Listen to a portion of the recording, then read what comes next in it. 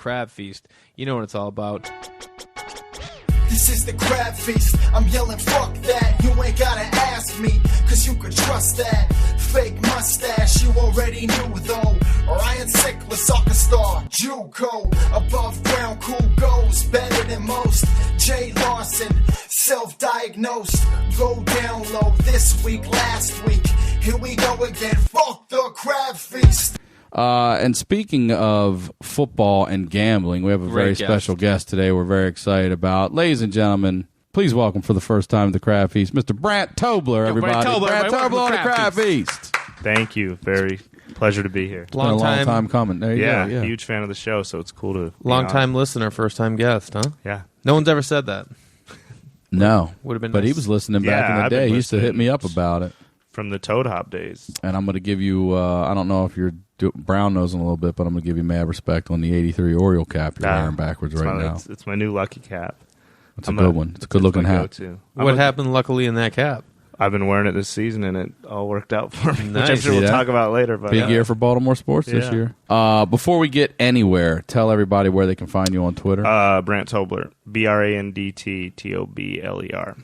BrandtTobler.com, Brandt Tobler, Facebook, all that shit. There it is. It's all Brandt Tobler. Any upcoming dates that you want to let people know about? Yeah, I'm in Vegas next week, and then where are you? MGM, Brad Garrett's, then Columbia, Missouri, following week, then Phoenix, then I don't know after that. There you It's go. all on your site, or Yeah, it's on my site, Okay, cool. BrandtTobler.com. So get on his site and check out his dates. Go see him live. So tell us a little bit about yourself, first of all. You're from where? Well, go ahead, Jay. I was going to say it's a special edition because yesterday was a Super Bowl. It was. And, big ups to Sickle Cell So and fired the up, Ravens, fired up. as we talked about earlier. But you've had some experience in the whole gambling world, which a lot of revolved around Super Bowl. Yeah, I was a runner for a bunch of professional gamblers in Vegas for 10 years before I moved to LA. So So for people that don't know gambling, runner, what would you run? Do you run numbers for them? I would just I would just run up and down the strip with a Nextel carrying $200,000, $300,000 in cash, and then they would tell me, $300K, man. Hold on, let's tell this all back. Because that's Nextel, was that like a that was the press to talk shit. Yeah, so this is about 2000 when I got this job. Miracle got the job, and then So wait, you're in Vegas? So I go. Where are you originally from? I'm from Wyoming. I grew up in Wyoming. And what got you to California? Stand up? Then I went to Phoenix to play basketball in junior college, but then JUCO? You know it. Look at that right there, man. All right, hey, got some JUCO athletes on the program. Don't tell you we don't. Crabfeast don't bring you talent. Never made the team, but that was the plan. I love that you. I love that he's like, I'm fucking going for it, man. Junior college, I'm going out there to make that team. Yeah, I thought I was gonna be Steve Nash or something. So I went to Phoenix to do that, and my dad was in prison the whole time I was a kid. So then my dad got out of prison. What was your dad in prison for? Just drugs, mainly just drugs. But he was just drugs. He was in and out, but like he was like in Leavenworth, and like he got in a lot of trouble. No, in Kansas, where is that? Where Kansas. Michael Vick was. So he was in and out of prison the whole time I was a kid. So then my dad got out of prison, and well, hold on a second. So who were you living with that whole time? Just my mom. Your mom, yeah. Yeah, so my dad, he was never around. This motherfucker just came on and jumped into $300,000 cash before getting the dad in prison. Like we had to go back to get there. Like it's all starting to add up now. I should have went in a different order, but so then my dad gets out of prison, so I moved to Vegas to like develop a relationship with him, and then one day I'm at the gym where So your dad, who's in and out of prison his whole life for drugs, finally gets out and says, "Fucking, I'm going to Vegas." Yeah, of course. Well, he's an idiot. That's where dreams are made. That was the crazy part. My dad. Fuck all of you! I'm going to Vegas. There's no addictions there. On the way out the door of the fucking jail. Yeah, screaming at people. Hey, what do you think you're gonna do? You have an addiction problem. I'm gonna go to Vegas. Guy, he's like walking down the cell block. Guy's like, "Let me get 20 on the right, man."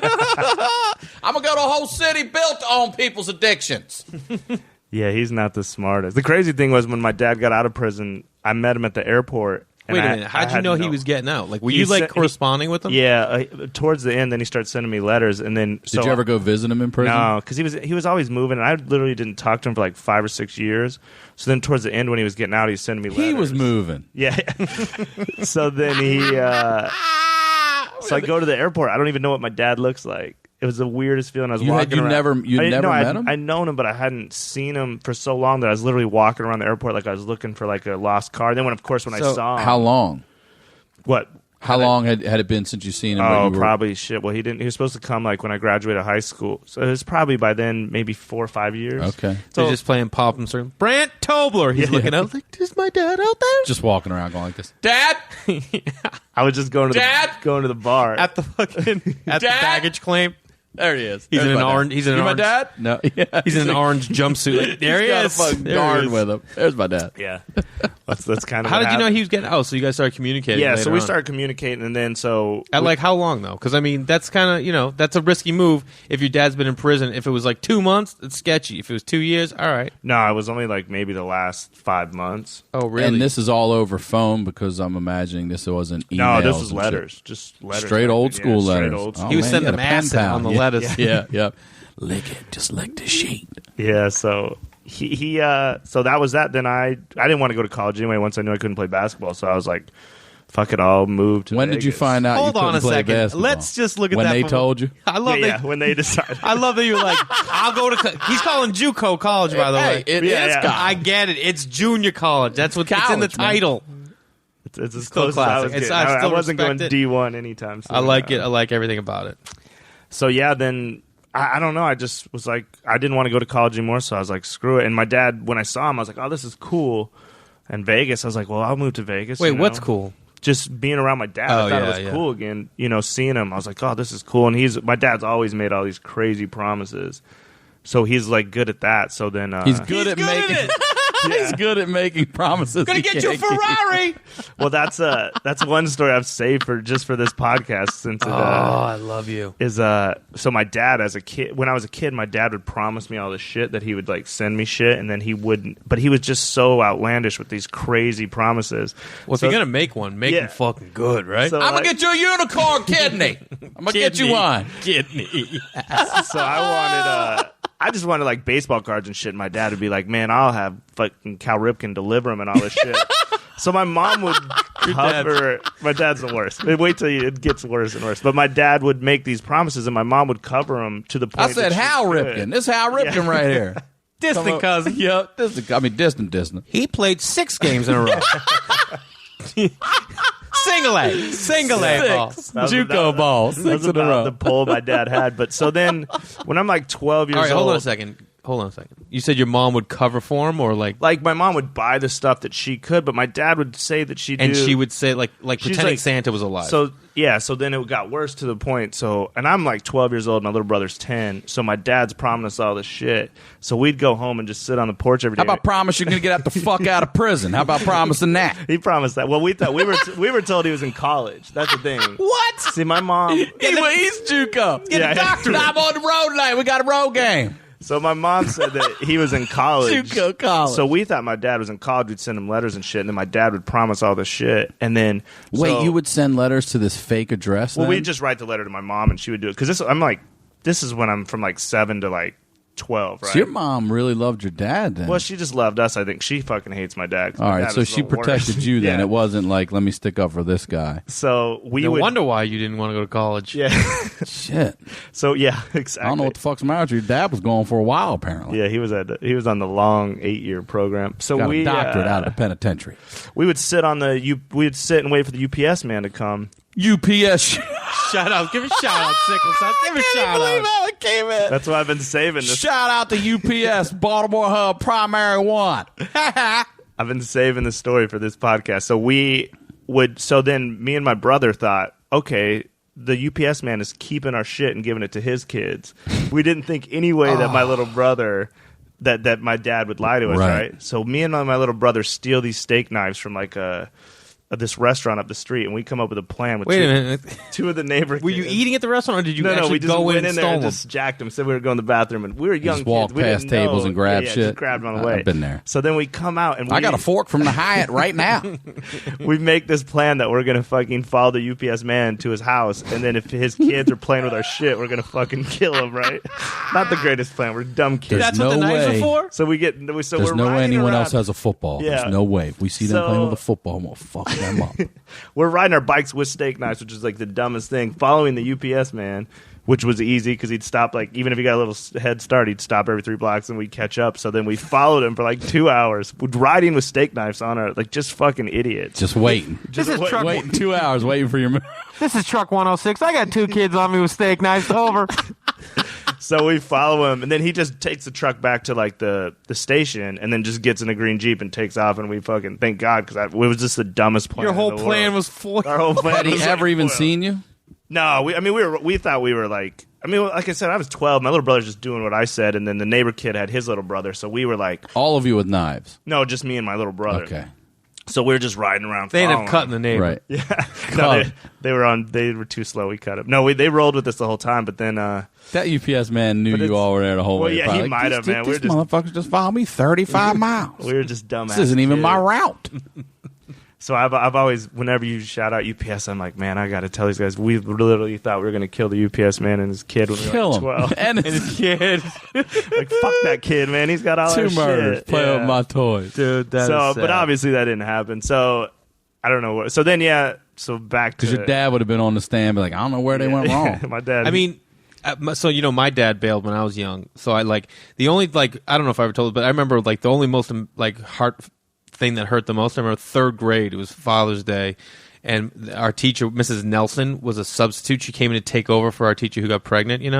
So she comes out and she's like, "Okay, everybody, we're gonna make Father's Day cards," and starts handing out crayons and shit. And I'm just sitting at my desk like, "Oh my god," and just she saw me and she's like, "Oh my god." And called me in the hall, and I was bawling. She's like, "Just go to the principal's office. I'll tell everyone you're running an errand." And she said, "Come back whenever." that's cool. She did that. But yeah, she was Then cool. she went in and told everybody he pissed himself.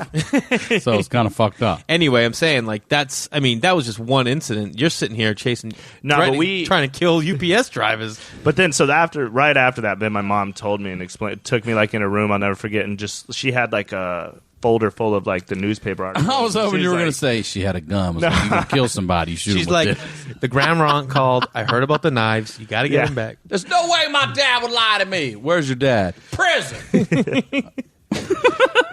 So, but I had a stepdad, so that was cool. And then my dad would just come in and out of prison. My dad would just show up, just bawling, and just I remember just give us when I was 12, when he would show up, he'd give us $200 cash. This I was about 1989, so I was just buying shit for all my friends, baseball cards and beef jerky and shit. Made this in myself. Jerky.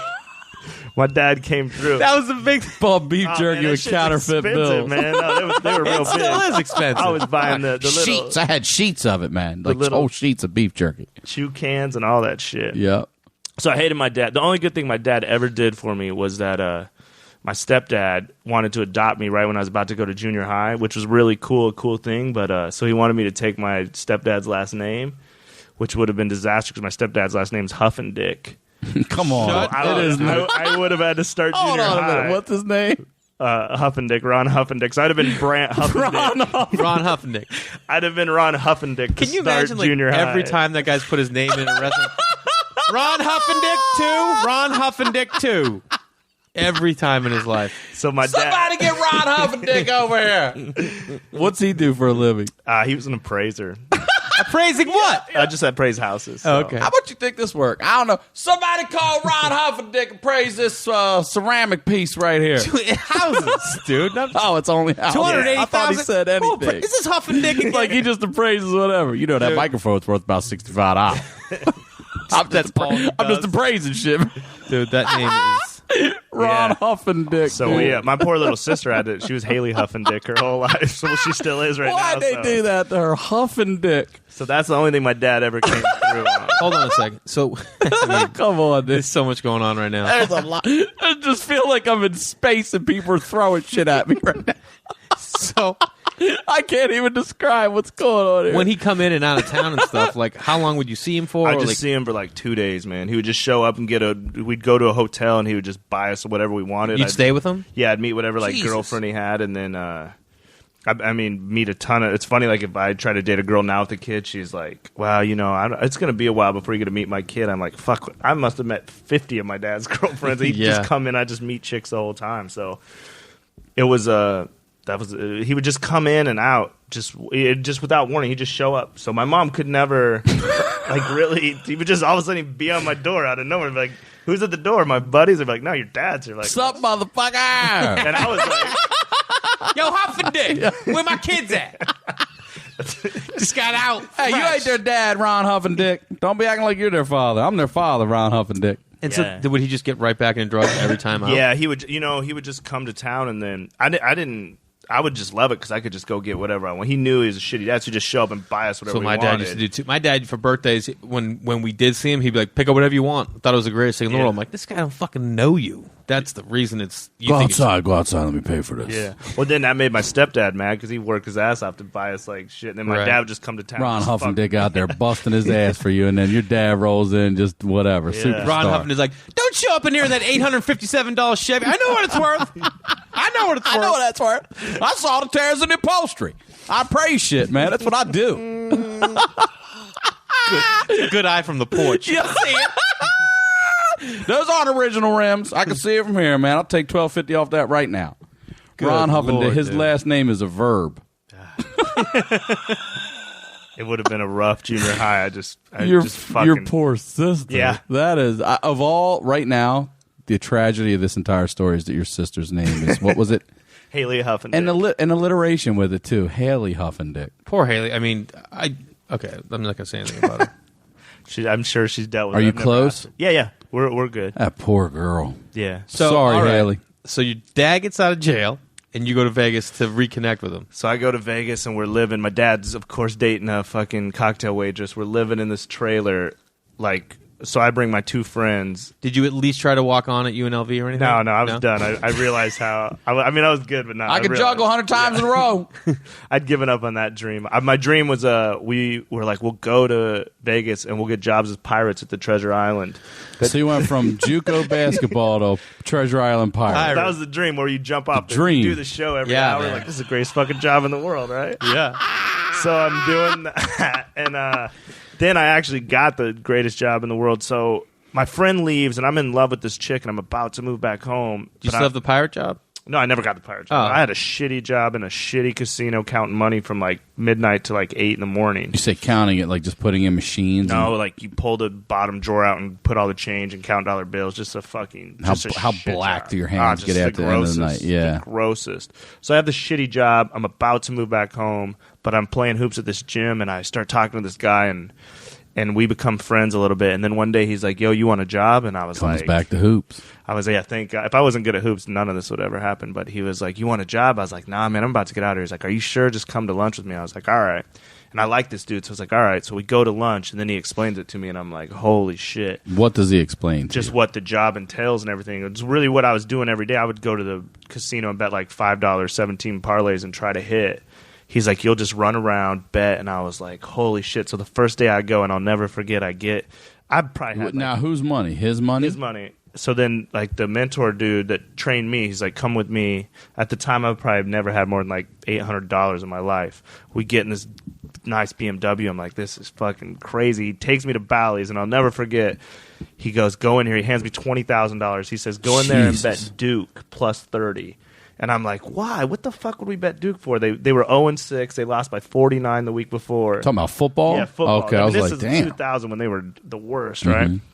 And he's like, just fucking, this is one rule of this job, never question, just do what you're told. So I walked in there, just hands shaking, walked up to the thing, I was like, "I'll get Duke, plus 30 for $20,000, handed it to him, got the ticket.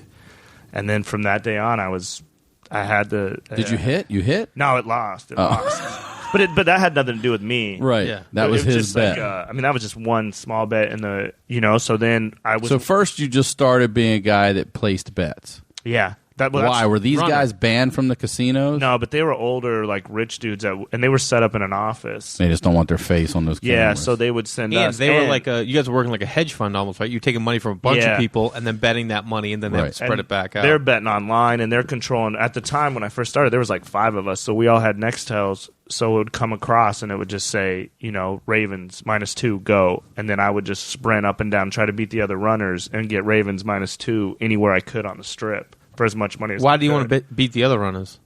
Because once I bet it, then it moves.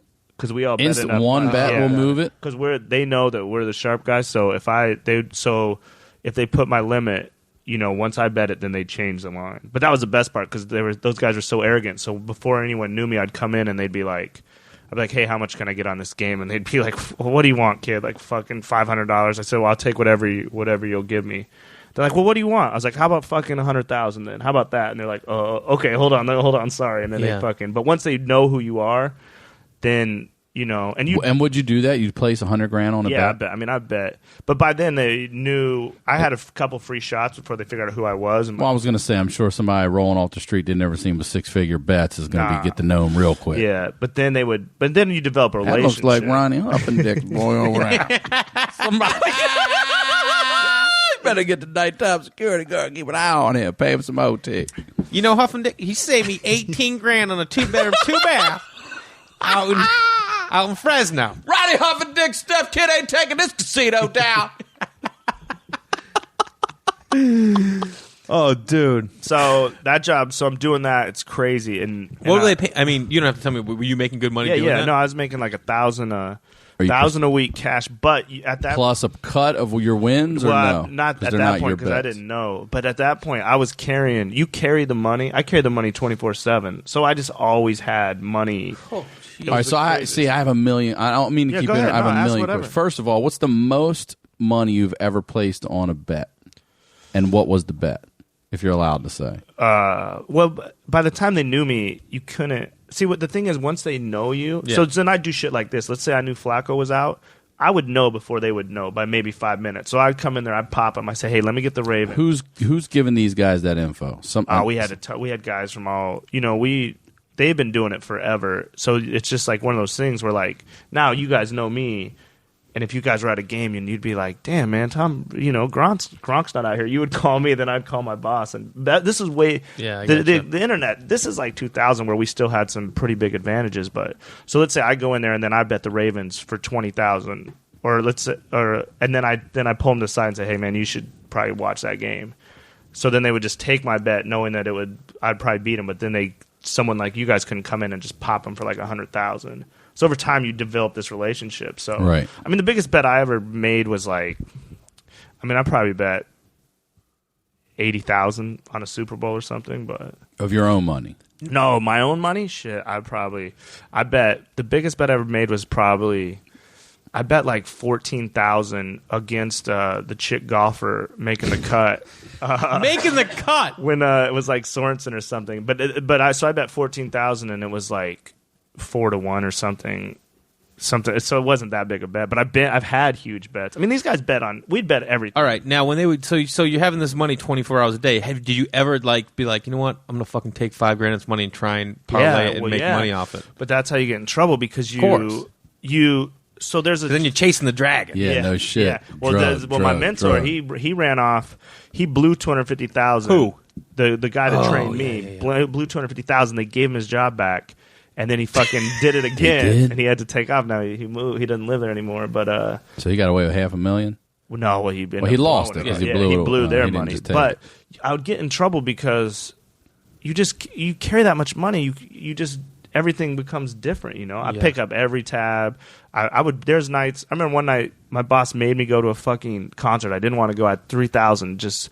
I was like, I'm gonna just gamble this 3,000 right now. And I was like, I bought beers. They were like $8 each, right? So I bought 4 beers. I'm like, fuck, I'm going to make the casino pay for this. I'll just throw down 100, get my money back. 20 seconds later, I'm down. I lose $3,000, Wow. Then it comes out. I lose 100. I was like, I'll double up, bet 200 to get that 100 back. That loses. I'll bet 500 to get that back. Oh, ace, split those. Oh, another ace, split those. Wrap. $3,000 like that. Jesus. Wow. But you just lose. And I just had, in the beginning, I'd take my money home, on Halloween, and I'd just rearrange it. You know how you put all your candy out and you rearrange it? I'd just come home and, make stacks of 10, make stacks of 20. Just fucking, it was the coolest feeling in the world. Because I'd never had any money. I'm just a little kid from Wyoming, so. It was a crazy, and the douchiest thing I did was, I would carry, a pretty big wad in my right pocket that I would work out of. So then, and if I'd pull it out, and it would always just be hundreds. Yeah. And chicks would see it, and they'd be like, oh, my God, how much money is that? And I would always go, if you guess within $100, I'll let you have it. And chicks would be like, I don't know, maybe like $841, and I would just hand it to them, let them start counting it. By the time they got to like 4,000, it was a wrap. Which in hindsight was douchey, but I was only like 23, and I'd never. It's not your money anyway. Fucking yeah. So you got to go gamble with house money and watch how it all goes down, watch how it works, learn the whole thing. Yeah, but I mean, everyone's like, it's not your money, but when it really comes down to it, it's your responsibility. Was my money, yeah. Because if I don't come back with it, it's your I'm ass. responsible for it. So did you ever gamble away so much that you? Yeah, I got in trouble a couple times, man. But how in trouble? They don't like break a finger and shit, right? No, just where my figure's off. So you have a running figure, and then on Mondays I would have to do a figure check with them.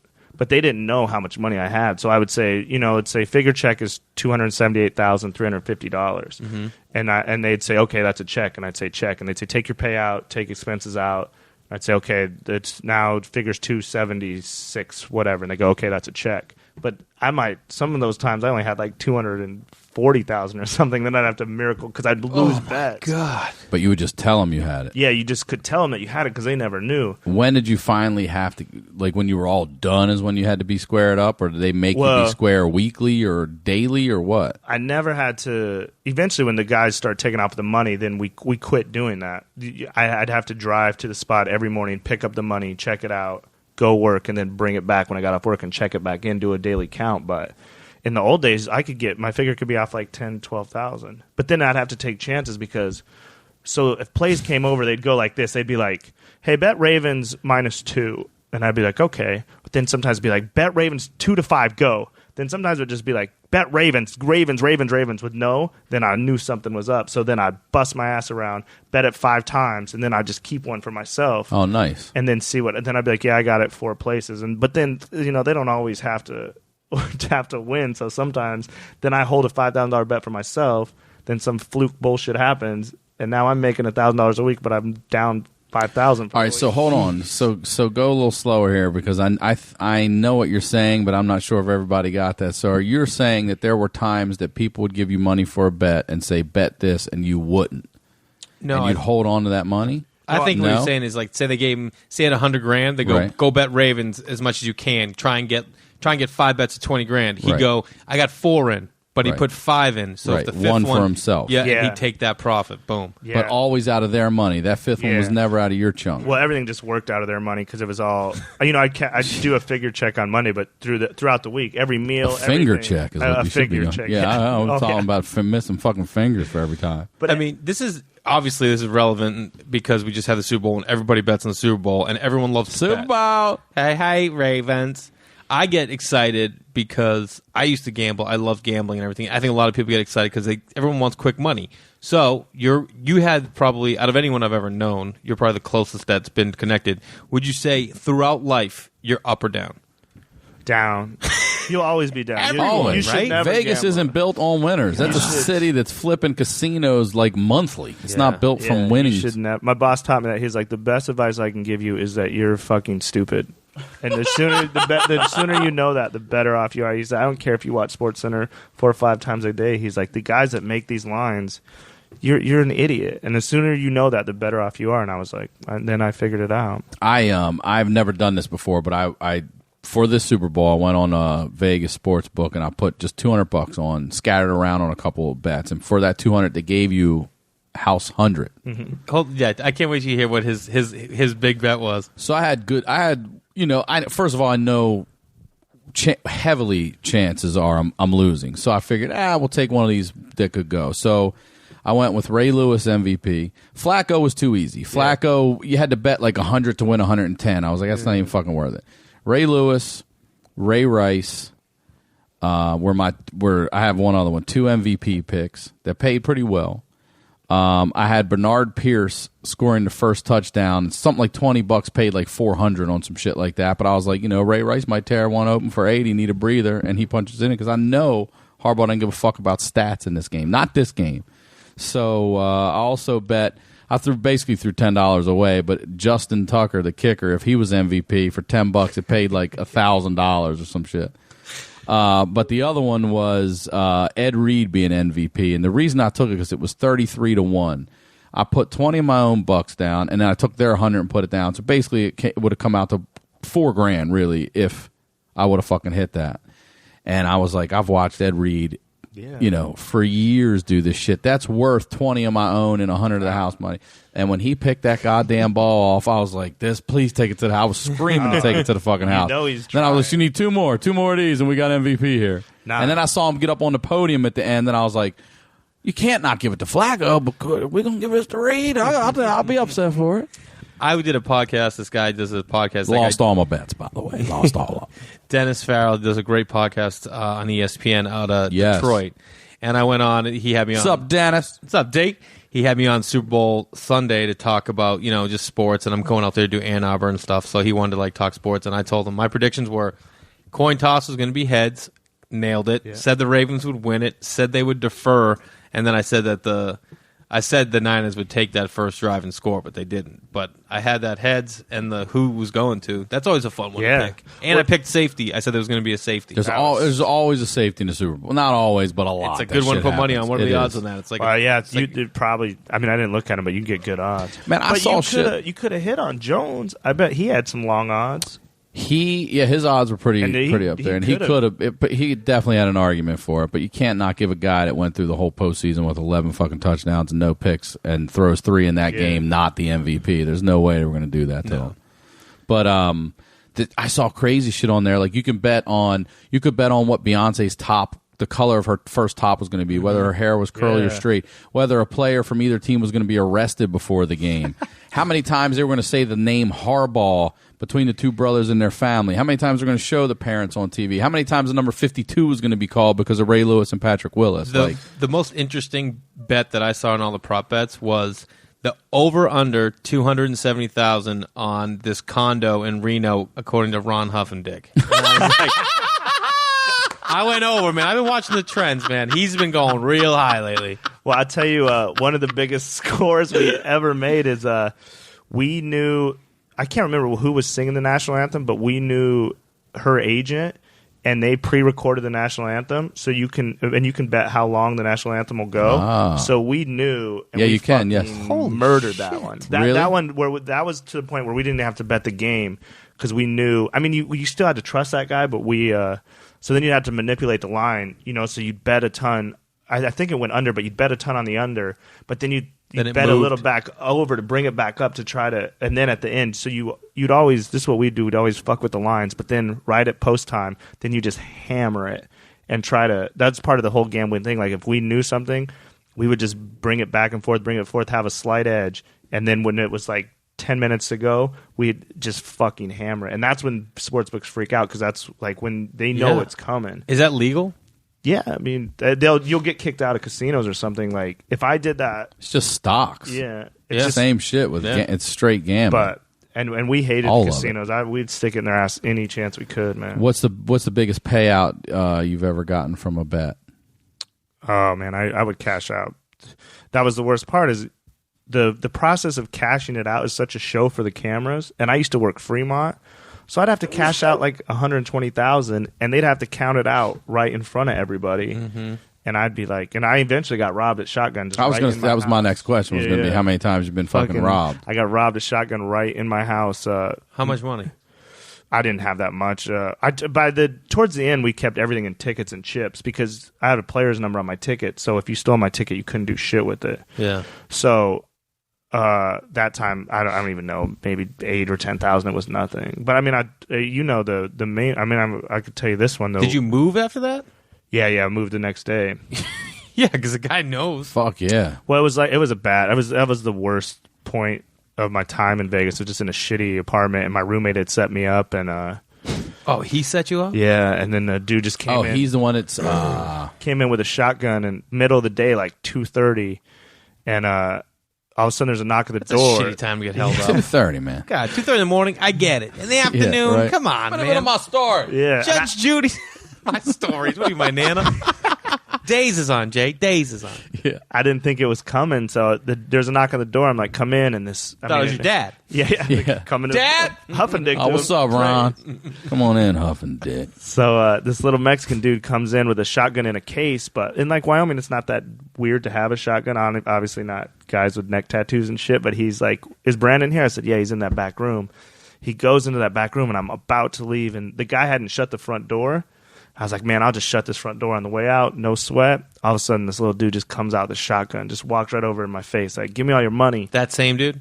Yeah, and I was like an idiot. I was like, I don't have any money. And he's like, all right. And he turns around and he walks away. I'm like, holy shit, I beat this. But it's if you ever seen Bronx Tale, the dude walks back over to the front door, shuts it, and locks it, and turns back around. We told you to leave. Yeah. Now you can't leave. So he turns around. They come out of the back and beat the fuck out of all the bikers, yeah. So when he turns around, now he puts a gun on me. I'm like, here, man, I'll give you whatever I got. I said, I can go to the bank and get more, just thinking if I could get. So he had the gun on you? You said, I don't have it. Had the gun, come back, put the gun right on me again. I was like, yeah, I got it. I give him what I have in my pockets. I'm like, I can get you more money. He's like, stand up. So he stands me up, puts a gun in my back, says, walk back to Brandon's room. I go in this room. Are you shitting yourself right now? At that point, I'm scared. I go in this room. The dude set me up. Your buddy's there? He's in there pretending like he's crying, but he's not fucking crying. It was the whole thing was such a bad acting job. So the dude so he's acting like he's a hostage too. Yeah. So he takes me in and he puts me, has me go sit in the corner. And I've tried to tell this on stage, but the dude's like, you sit in this corner for 10 minutes. If you fucking move, I'll come back and kill you. I'm like, hey, man, you can rob me, but you can't put me in timeout, man. That's fucked up, you know? Yeah, right. But that's what I'm thinking. But so I'm by the door, and I see him drive off, and then I get up, and I'm like, fuck you to that dude. I call my boss, and like, what should I do? He's like, you got to call the cops. It's like, he said he'll come back and fucking kill me. He's like, you got to call the cops. I call the cops and had to go to trial. And his family calls me. They're like, hey, man. Whose family? The kid that robbed me. His family calls me. What? The guy with the gun? His family calls me and they're like, hey, man, we'll give you like $500 to not press charges. We just got off the phone with Ron Huffington. Yeah. We're willing to give you $500. This is what Ron thinks it's a fair estimate. Yeah, no, Ron would disagree with that.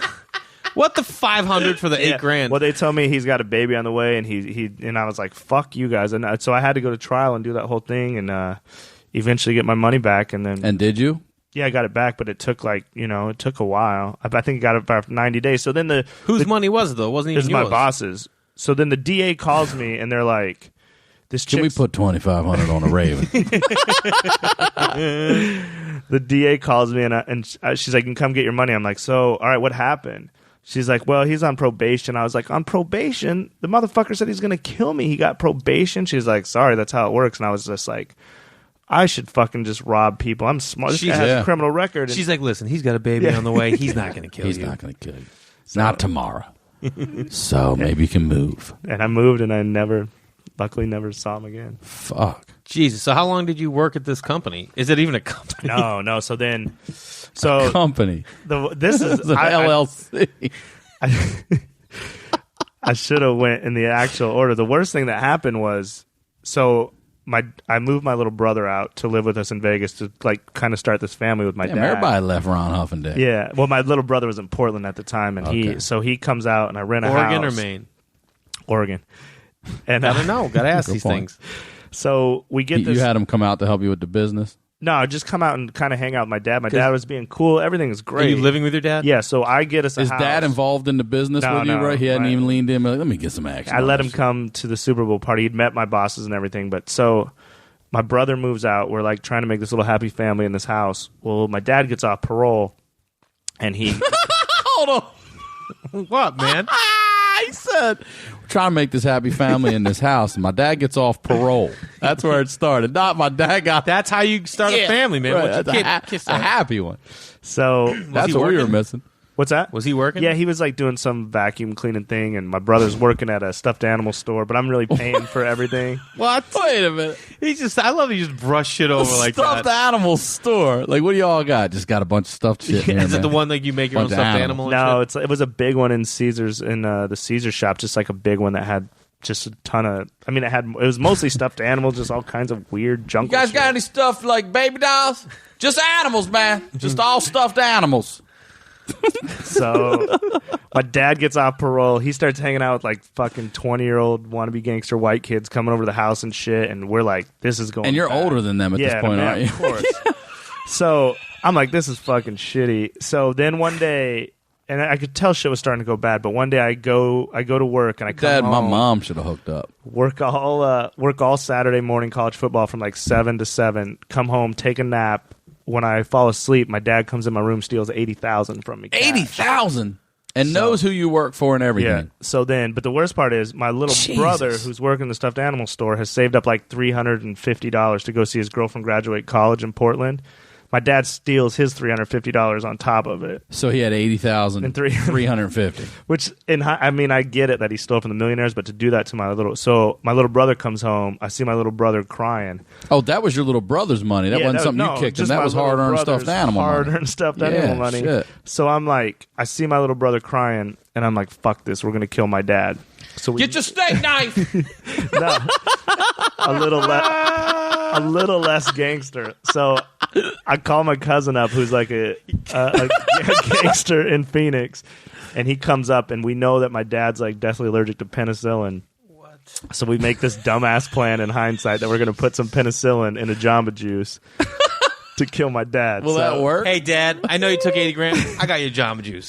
So, yeah, I mean, like I'm saying, it wasn't the best plan. So I fly to Estes Park. Take this wheatgrass shot. Wait, I'm going to be straight up. I think killing the UPS man and his son is a better plan. Well, they were both just awful. Well, because it went so wrong, they now know what to do right here to kill Dad. We'll never end up on First 48 or anything. We're not the greatest murder criminals. So that's the plan. So then I take off with my girlfriend. So the plan is, wait, what now is the plan? My cousin and brother are going to give him this Jamba Juice with penicillin. Right. My cousin comes up. He's like a real gangster, and he's like, but we had a backup plan. Okay, yeah. So I said, I got to get out. You guys got to handle this shit. Because I paid for everything and everything. I was like, I can't be a part of this. I got to get out of here. So I flew with my girlfriend to Estes Park. And so they're like, all right, we got this shit. So then, of course, they don't. So where is that? I'm in Is Estes that out Park of in state? Colorado. Yeah, I'm far away. So you got an alibi. So my dad, they try to get him to drink this Jamba Juice, but of course he doesn't. Why? Drink it, Dad. Yeah, they picked the wrong flavor or some shit. I don't know what happened. Probably like slapped it out of there. You know I don't like wheatgrass. It's all on the ground. Like, God damn it. So That's $2,500 in penicillin down the drain, man. He won't drink it, and then my dad, they trap my dad in the garage, and they try to fucking kill him with golf clubs. But my dad gets out, and Wait, kill him with golf They really tried to go out. to get him, man. Because my dad during that time would just fucking talk shit to us every day and be like, "I didn't steal your money." And my side of the family took my dad's side and just like, Brandt's irresponsible. I didn't do that because my dad's like a tyrant. Irresponsible? The guy's been in and out of jail for his whole fucking life. So your son's running illegal gambling rings. Goddamn it, he's responsible as a motherfucker. Can we back up for a second? Yeah. To tried to kill him with golf clubs. What exactly happened? They pulled out a 9 and it wasn't enough. Yeah, wasn't long enough. The wrong wedge or something. They should have used a driver, but were they swinging at him? And yeah, shit? no, they had him in the. They had him in the garage, and I know they hit him once, and then somehow my dad got out, and then he. Is your dad a big guy? Like, I've been in prison, motherfucker. Seriously, he's been salt in the eyes, and he's just gone. Like, where is he? He was ready for it. I mean, I hit up under the transmission for 3.5 hours, and he was telling you guys straight up, "I never took that money." Yeah, and he was just talking shit to us, man. Just fucked up shit, like you, just saying the most hurtful shit to my brother, like you were an accident, call my mom a whore and shit, and we were just like, all right, we're gonna get him. And then so we thought we had him, and then he got away, and then I've never spoke to my dad since that day or anyone on that side of my family for up until maybe 6 months ago when like an aunt and uncle just showed up at one of my shows, but and I won't talk to that side of the family until my dad dies. You still talk to your brother though, right? Yeah, my brother. You're not pissed at him for not killing your dad. It's not my brother.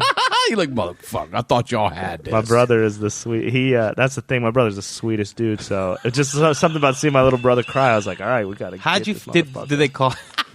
Did they call you in Colorado and you're like, how'd it go? And they're like, we got him once in the leg and he got. They said he's gone. Yeah, they said he grabbed a bunch of shit and he's gone. And they were. He stole more shit. Yeah, dude. No, he got his shit and they were waiting for him. He still had shit at the house, and they were just waiting, fucking like Omar style from The Wire, just waiting in the bushes at night, waiting for him. And they were. Where's he live now? I don't know. I mean, I haven't talked to him in Nevada, most likely, right? Yeah, he's probably somewhere. Someone had told me that he's in Vegas, but I don't. What's his name? Who? My dad? Yeah, David Tobler. David Tobler. Find him. Shout out. Find him. I don't think. Do you want him to find him? Find someone would kill him, man. I mean, if you're in Vegas on a golf trip, find David Tobler. If you can get him, if you know him, stay the fuck away from 9-9. Hey, just give us a ring. I mean, hit us up on the email. Ron Huffendick, get you a good room rate. So yeah, I haven't talked to him. I'll never talk to him again. So with the $80,000, were they okay with that? No, or well, to a you have to point. pay it off, or what I had happens? to go. Well, my boss was cool about it. I had to go. My boss, he trusted me, and I had to come to him and say, "Hey, man, my dad stole your money," and he was just like, he knew because in that business, he is a multimillionaire, so. Unfortunately, in that business, people take off with you. Have to trust people with cash, and it just happens. But you can't really fuck people up because you're making.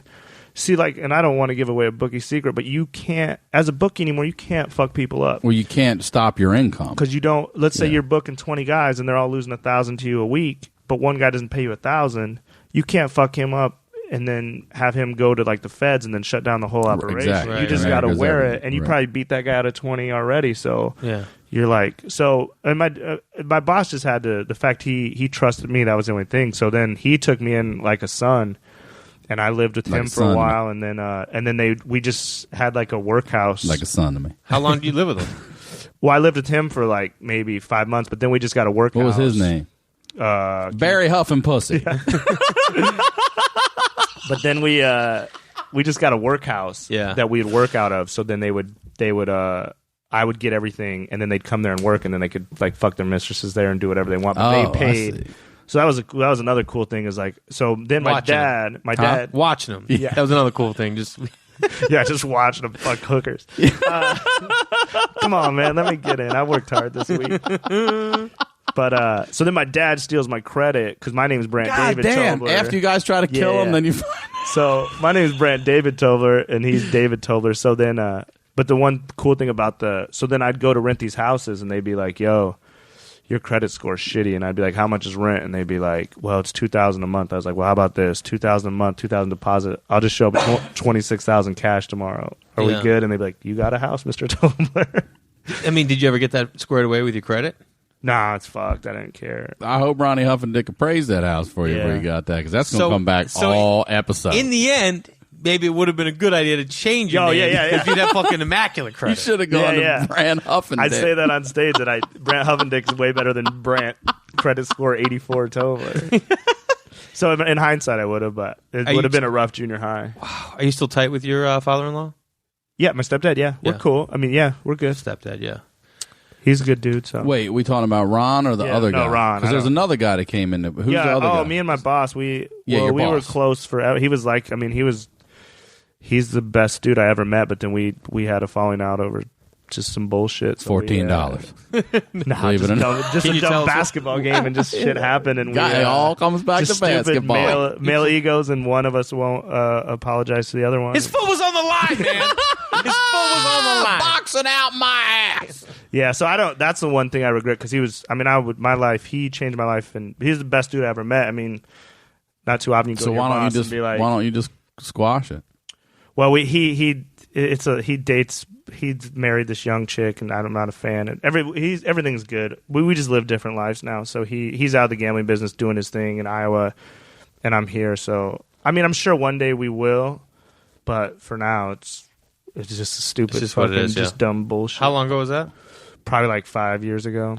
So, but I started working for other guys, bringing heartfelt bookie stories on the Crabfeast. Yeah.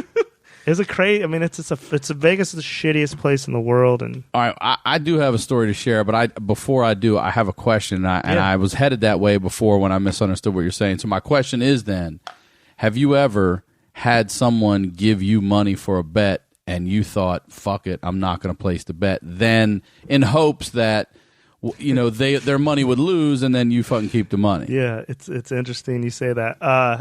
I this year. Because I feel like, didn't you text me shit, something, and I was like, is he saying what I think he's fucking saying? Well, I sent Jay at Thanksgiving. You said something to me about it was Ravens specific, saved right? my life. So Super Bowl 47 champs. It's like it's August, and I've been in LA about 10 months, and How long ago is this? This August. This August. This just happened during the Super Bowl season. This happened just now. All right. And no, I've never told this story, but everyone kind of knows it. But so it's August. I'm in LA. I have no money. I don't want to go back to Vegas. I'm like, what the fuck am I gonna do?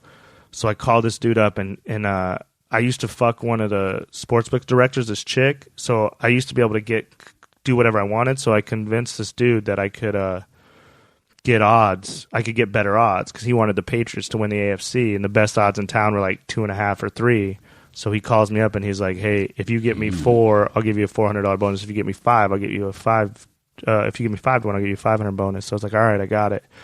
So I was like, "Fuck it," and I called my boy and I had a way of getting like the tickets that you need. You need special paper to print the tickets on, but I knew how to get them. That's what I was going to say. There's got to be a receipt that comes with this shit, right? So okay, go ahead. Sorry. So me and my buddy photoshopped this ticket. So he wanted the Patriots to win the AFC for this is before the season even started in September. So I was like, "I'll get you 5 to 1 for 7,000." So my boy's on the road.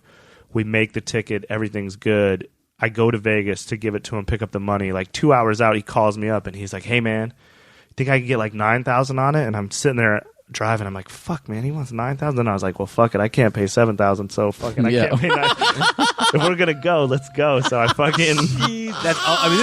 This is real. This is what gambling is. This is gambling. With your life. So I'm like, "All right, you got it, bro." And I'll meet you. So I meet him. You're like, I want 15. Yeah. No, I at the time, I wasn't that scared. Then there's still a whole lot of football season. Anything could happen. I felt like I had an advantage then. So I'm like, all right, I meet him in a parking lot. He gives me 9,000. I give him the ticket. He's like, "We're good, right?" I'm like, $9,000 in cash. Straight cash. And so I go from having like $17 to like plus my $500 bonus. It was a great, I quadrupled my life's worth in like 10 seconds in a parking lot. So we do that. So then I fly home, First class. No, I flew. You know what? Actually, I did was I got some frequent flyer miles from Ron Huffendick. The first thing I did with the money was I flew to Denver because I'm a diehard Bronco fan, so I wanted to see Peyton's first game as a Bronco. So that's the first thing you did. Crazy. Then I went. Then I'd never seen Pearl Jam, so I went and saw Pearl Jam, and I went to that Green Bay Seattle game. Where'd you go see him? In Montana. In Tibet. So the season starts out, and wait. So then you went to the Green Bay Seattle game? Yeah, in Seattle. I just did shit that I wanted to do. You rolling solo? Yeah, for parts of it. Solo date. So then the Patriots start out. They lose that game to the Cardinals. They're like 1-2. But this dude calls me every week, and he's just like, and I have to just sit there and hear it. He's like, "Man, the Patriots are coming around." I'm like, "Yeah, I think you're good." Blah blah blah. So I'm sweating. So then every week, if I go to a bar somewhere, anyone with me starts telling the story to the fact that it just like goes viral. Everyone I know has told everyone they know. So just random people are like, "Oh, you're that dude." I'd go to a party and people would be like, "Oh, wait, you're that dude." I'm like, "Yeah, I'm that dude," but keep it quiet. So the season goes on. Patriots are looking good. I run into Jay Thanksgiving in Phoenix, and I tell him the story. I'm like, "Man, you're fucking Patriots." Wait, what month is this? Thanksgiving, November. So it's fucking. So we're heading for I mean, it's coming. We're heading for it. And are I'm you like, fucking scared to death now? I'm good. We're just fucking around. Like, my Broncos are good. Everything. Wait, your Broncos are good, meaning you're sure that no matter what, they're going to knock the Patriots out of the AFC. The Patriots just don't need to win the Super Bowl. Yeah, right? yeah. That's all I need. So we're laughing. But wait, about I thought you said to win the AFC. Yeah, they just have to get to the Super Bowl. Okay, right. Get to it. Yes, that's it. So everything's going every week. I spend my roommates and everyone around me in my life every Sunday's texting me. "Fuck, we needed that one," because the Patriots won some miracle games they could have lost. So the whole season, I'm like, okay, if the Patriots don't get a bye, Belichick's never made it to the Super Bowl without a bye. So the whole season, I'm like, just get Houston 1, Broncos 2. Oh, without a bye in the playoffs. Yeah. Okay. Yeah. Then Steelers or Ravens will come take care of them. Or if they have to go through Ravens, then Broncos and Houston, I wish them luck, right? So it all comes down to that. you? Well, I was still scared a little. So then it starts to get real around that Niners game. I need the Niners to beat the Patriots because if they don't, then the Patriots are going to be a 1 or 2 seed. Niners win that game. All I need is Texans to win one of their last 2 games. I'm set. I'm not set, but I'm all right. Fucking, of course, Texans blow it. Here come the Patriots. Now they're a 2 seed. Broncos are 1 seed. I'm still like, all right, you still got to come through Denver. That's tough, Fucking, I watched that Ravens game, the ultimate torture. Not only as a Broncos fan, then the Ravens just miracle it out. There's a lot of torture to some phone books in that motherfucking game. I'll tell you that. Nine of them went down. So at this point, I'm like, so the dude's calling me every week, telling me, "Oh, the Patriots are looking better and better." So then he's calling me before the bye week. He's like, "Yo, I think got Gronk back." You're like, "God damn it!" So he's like, he sent Gronk a Jamba Juice. Yeah. So he's like, cleared up my STDs. If the Patriots go to the AFC Championship game, I'm going to go to Denver. So then my roommates are like, holy shit, this is your out. Because it would have been in Denver. When he flies to Denver, we can have someone break in the house, steal the ticket back, and then he'll come home and there'll be no ticket. That's what kind of desperate so he spots can't we were at. cash in. So he can't cash the ticket because the ticket. Somebody break into his home and get the ticket. Well, we were running out of. We didn't know what we were going to do. So then, of course, the Broncos. You know what else you could have done? Killed him. Well, I mean, that's what you all used to resort. Like, we're running out of options. He's a big damn. Get the steak knife. Yeah, you saw how good we did. Going to Denver at killing people. We're 0 for 2 already. I've given up on that. So now, then, of course, the Ravens win, Patriots win. Now I'm fucking like a 9-point underdog with my life on the line.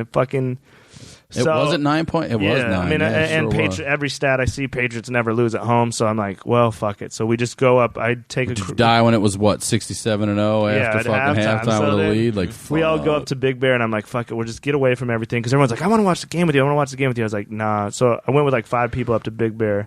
And then we're watching the game. Then at halftime, it's 13-7. And I'm like, we're all right. We can battle back. And then right then they put up that Tom Brady's 67. He's weak. Huh? Yeah. I love it. I'd be weak, too. It was a wee. It was a wee at that point. The proverbial wee. Yeah, so I'm like, all my friends are involved and everything. I'm like, we can still do this. And then they put that up on the screen. And I'm like, Mom, we all look at each other like, what the fuck? And then second half comes out and it starts to go, and then the next thing you know, fucking my phone. I mean, I probably had, if I was answering them as I went, but I probably had over 300 texts when that game ended, just to people like, just random people I didn't even fucking, people that didn't even knew, or just like, hey man, I'm with Rory, Doug Benson. I'm with Rory. You just told me the story. I've been rooting for you all day. I'm like, holy shit. I mean, Jesus. Everyone, my phone just exploded.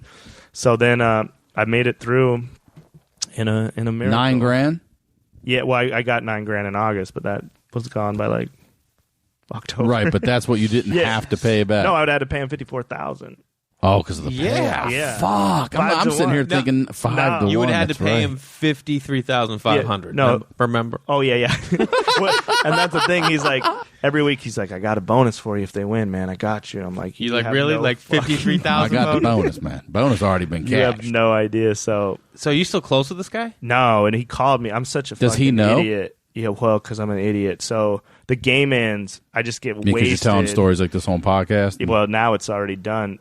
So I get wasted and I post something on Facebook that just says, we did it. We fucking did it. Thank you, everyone that rolled with me. I made a dumb decision in August and we fucking did it. I made another dumb decision right now. Yeah. So then I get a call 9 a.m. on Monday. I get this phone call and I see it's him and I'm like, fuck it, I don't answer. And then he keeps calling. And then by about 6 o'clock, then he calls me up and he's like, yo, man, what's up with this status? I'm like, man, I don't know what you're talking about. He's like, right after the Super Bowl, it feels like this ticket's fake. And I was like, nah. What happened was I'm booking like 37 dudes, 11 of them are Boston guys. I just needed Boston to lose. No offense to you, but I got to root for my own money. So, I had to, I'm sorry you didn't win, but I had to root for my own money. He's like, well, all right. I still feel a little sketchy about this ticket. So if I take it in, is it good? I'm like, yeah, man, it's good. Just go ahead.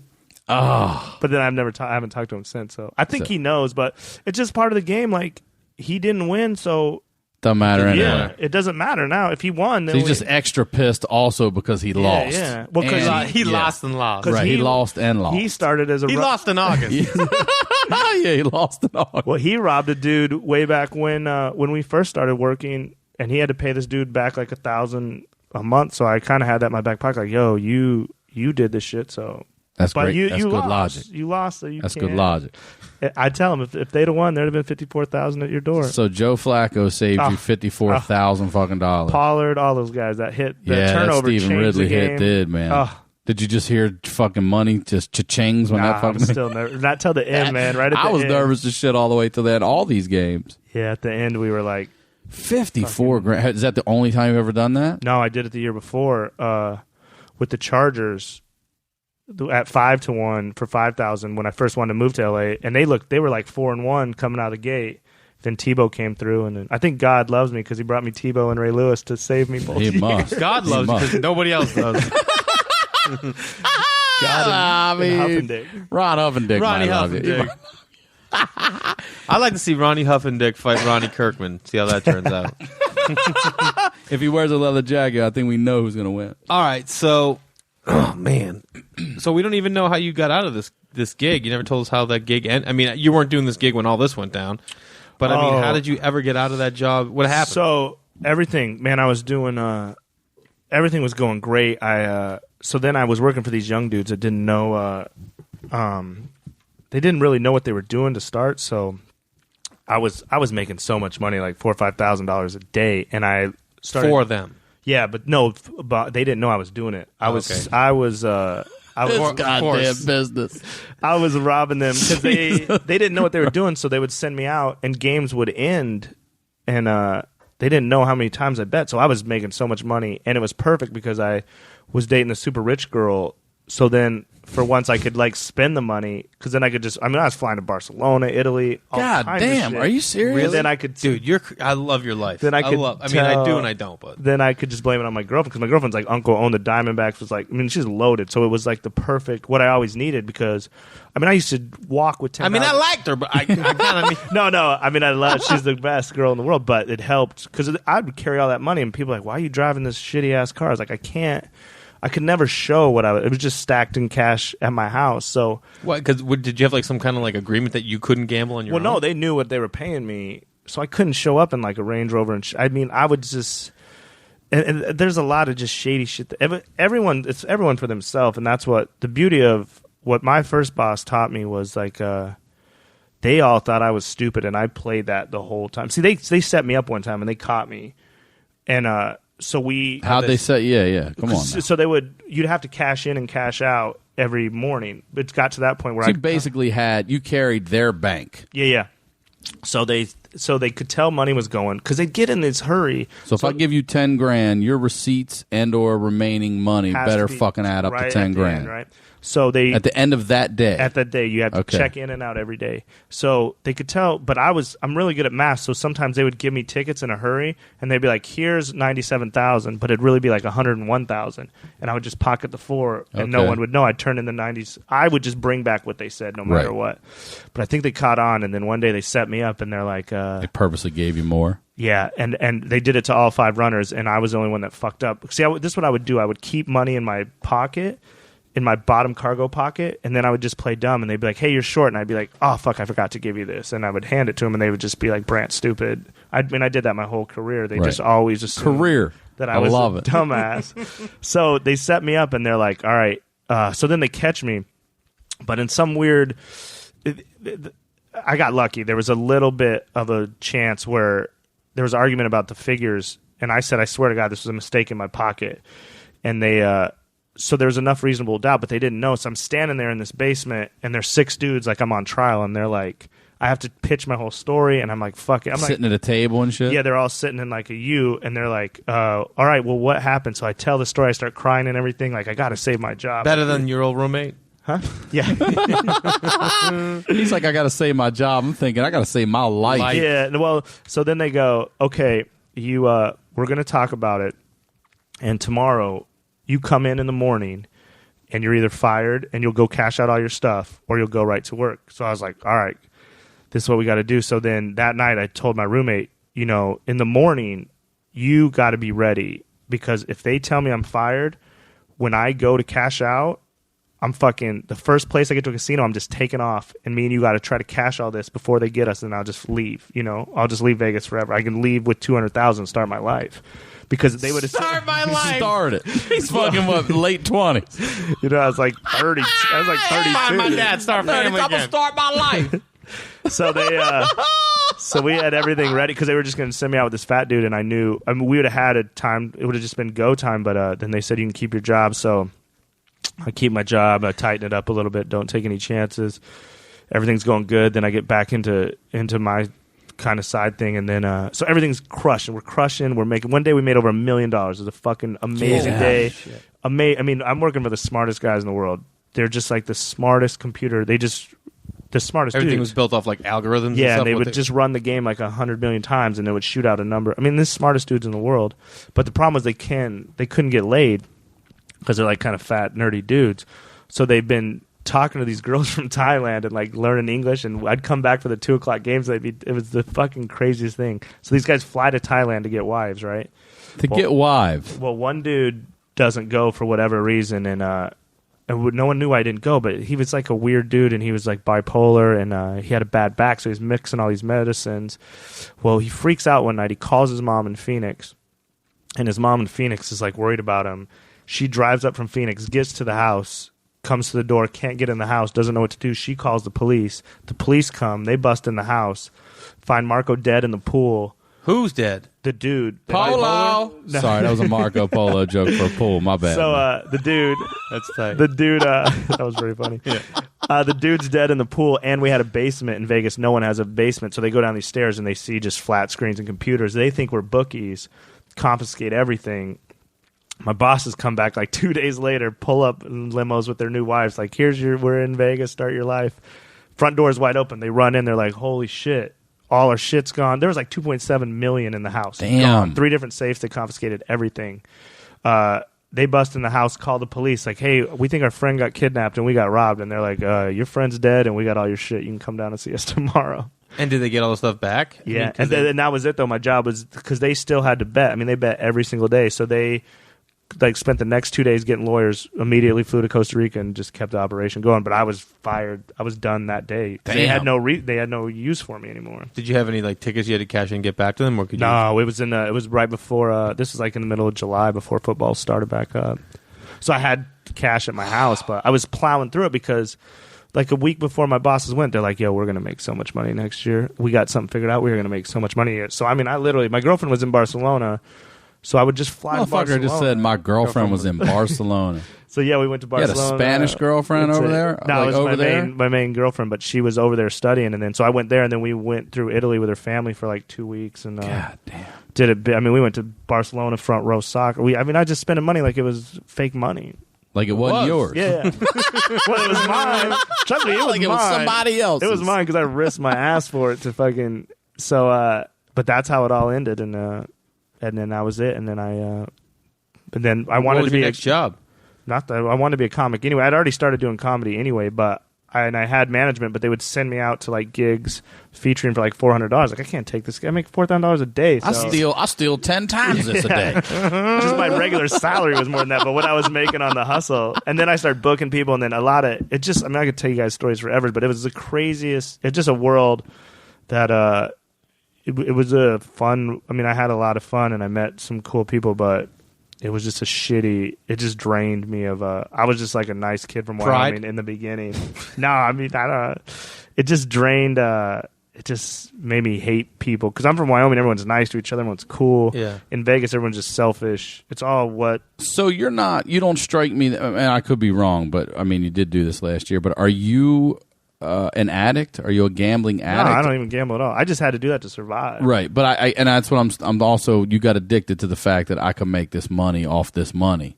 Yeah, you got addicted to the hustle, not the actual. You don't fiend to gamble. You're not online. No. I don't gamble at all. Like I bet the Papa John's. That's all I bet yesterday was heads. I bet it's going to be here in 30 minutes. But no, I don't gamble. I mean, I learned from my boss. I don't gamble, and I was a bookie for a while, but I just don't. It's just I just want to be. I love being a comedian. I just want to do that, and I can live like that. But as far as gambling, I don't. Like, I've never done a drug, never smoked a cigarette. I don't have an addictive personality, and I really didn't even want to have to do this. But I literally woke up. It was like August 25th. I had $17 in my account. I was like, I got to make a move if I'm gonna. I mean, I don't want to go back. I want to live in LA. I want to be a comedian, chase these dreams. So I'm like, I gotta. It was just a survival thing more instead of. I mean, I could never make another bet again. I don't. Like yesterday, I didn't give a shit.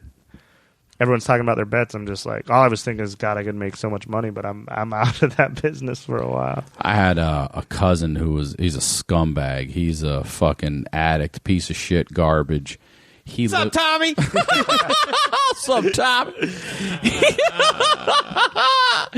He lived with us very briefly, and we were close. He was my father's brother's kid. He's my first cousin. My father's brother's kid. And he got addicted to gambling, but none of us knew it until my brother.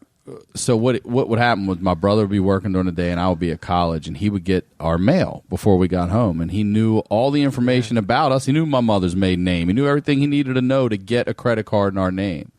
So my brother gets a call from this credit card company that says, hey, you're 3 months behind on your payments. He's like, well, I don't even have a fucking credit card with you. well, is this you? And then list the information, and it ties right back to he put his own personal phone number. Like, he's a moron. Just so you're like, oh, it ties back to this fucking idiot. So once we find out he's doing this, he's lying to us all the time. He's buying shit left and right. Then we find out he took one out in my dead grandmother's name. Yeah. One in my grandfather, her husband died in 1973 when I was born, and she just never changed the name. It was always her name and his name on the card, you know, like who the fuck else is going to use it? He opened up one in his name, and then I'm working at UPS. Shout out to UPS Primary 1, Baltimore Hub, Joe Avenue. And I get a call at work, and they're like, some credit card company's on, and I just knew walking to the phone like, this motherfucker. So I didn't fuck around. I was the one in my family that was like, nah, enough of this shit. Got off my shift at 3 o'clock in the morning, drove right to the fucking police commissioner's office, right across from the K9 unit on Wilkins Avenue, if anybody out there knows. And they woke the commissioner up. You know, she's in bed sleeping now, so I'm filling out all the paperwork, and I'm like, I want to talk to somebody now about getting this motherfucker arrested. Like, enough's enough. I'm the fourth person we know about. You know, it's several $1,000s deep. Yeah, I want this motherfucker arrested. So no one believes me. They all think I'm talking shit. And I have 3 friends who are bail bondsmen, and I tell my brothers, like, in the morning, I'm like, I went to the commissioner's office last night. They woke her up, and she came down, and my friend said, if you're not lying, tell me, what is unique about the commissioner? And I said, well, she's a female. And he's like, nah, there's something else really unique. And I said, she has 6 fingers. And he's like, he saw the motherfucking commissioner. She had... From Princess Bride? She had like a mini pinky off her pinky. Like her pinky had a pinky. Oh, man. And never had it taken off. And I couldn't help but like the lock on that shit. I'd be like, uh-huh. Yep. And I'm looking at it, counting 6 fingers. And when I said that, he's like, you did. So... She started out as a court reporter. Moved her way up quick. Shot up through the ranks quick.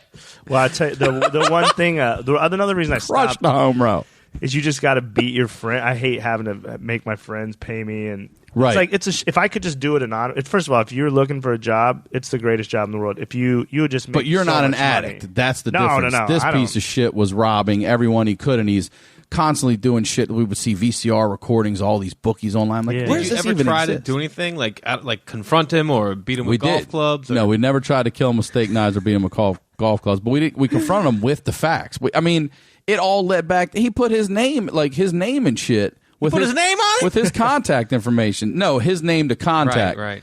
So I took him. I went to the commissioner's office. She filed a thing, and I go, so what's going to happen now? She's like, well, you know, we will arrest him. There's a warrant out for his arrest, and we'll get him. I'm like, yeah, but do you go get him, or is this one of these motherfucking warrants where you get him for a speeding ticket in 2.5 years? And then she's like, yeah, that's the kind of shit it is. But don't worry, someone like this is going to fuck up. And he did within like 2 months. And I delayed my trip out here. I went to court. I had a lawyer with me, the guy they appointed, everything. I was all set to go, all my paperwork. We get there. This piece of shit pulls failure to appear, said his daughter was sick, had to go to the hospital. So then the guy's like, don't worry about it. Just move. I'll take care of this. We'll be in touch. I'll let you know everything happens. And, dude ran up well over $10,000 in credit, and they just slapped him on the wrist. They didn't make him pay it back. They didn't send him to court. Nothing. No jail. No fucking... was this new when identity theft was new? Because, I mean, I think it's pretty more severe than that now, right? This is, 96. Not identity theft wasn't a new thing at all. But I couldn't believe it. I'm like, so you're telling me that I could just go out and basically buy $10,000 worth of shit and I'm just going to get a slap on the wrist? And they were like, I don't know every time, but they did it for him, And I was like, you got to be fucking kidding me. You let this piece of shit get away with it. Oh. Then we find out later, like from my grandmother's sisters, that our grandmother lent him like our money and he was going to pay it back. But of course he never did. And she always believed him. He's just a fucking scumbag. So we ran into him in a bar. And we almost killed this motherfucker in Baltimore. Like, the bartenders were jumping over the bar, pulling us all apart in a bar downtown in Canton. We were like, this motherfucker, here he is. He's going to kill I would have punched your that ass. Dude. Yeah. It's the worst addiction. I mean, it's bad. Because you want to punch him for you. You want to punch him for your brother. You want to punch him for your grandmother. You want to punch him for your grandfather. And you just want to fucking punch him. That would have been... I'd say the trick when people owed me, though, the best bookie trick, and you could use it any day in your life. Like, if someone owed me money... Instead of be like, I'll fuck you up, I would just go, hey, man, if you don't pay me this money tomorrow, I'm going to call your girlfriend's parents or your wife's parents. If they were married, I go, I'm going to call your wife's parents and just let them know what kind of situation you're in. They'd be like, you get the money tomorrow. Man, that's way better than fucking somebody up. Just be like, they'd be like, I don't got the money. I was like, well, I'll call your wife's parents tomorrow. Just let them know that their daughter and the kids are in kind of probably not a good situation, that you owe $5,000 to people you probably shouldn't. And they'd be like, I'll see you tomorrow. See, this dude he used to go through was the Duke. He would call the house, like, tell him the Duke called. Yeah. Like, all right, Duke. Like, whatever, idiot. My whole crew was Otis, Red, I was X. Yeah, no one had a real name. No, of course. But one day, 2 dudes show up at the fucking door, and they're working with the Duke, and they wanted to fucking talk to him, and he's just hiding upstairs. He's like, tell him the fucking Duke sent us. I said, I'm going to tell him. Hey, they sent the Duke to get you. Well, Brandt, thank you for fucking coming on, man. This was fantastic. Not only fantastically fun, but very educational. I learned a lot here today about the seedy underbelly of your world. Great way to wrap up the Super Bowl. And I mean, dude, that was one of the most entertaining. I mean, that was fucking awesome. Thanks for sharing all that. Oh, dude. for sure. Yeah, man. I know you got more stories. So. I was gonna say we should have done it before, but I didn't want it to. I was gonna pitch it like we should do it the week that you guys play each other, but.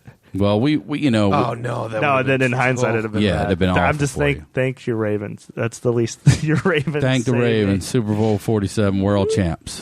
One more time with your Twitter and it's all Brandt Tobler. BrandtTobler.com. Spell Brandt for them. BrandtTobler. Check out that site because you got some dates coming up. Yeah. I'm Jay Larson Comedy. JayLarsonComedy.com. Jay Larson Comedy on everything. I'm Ryan Sickler, RyanSickler.com. We'll talk to y'all next Tuesday.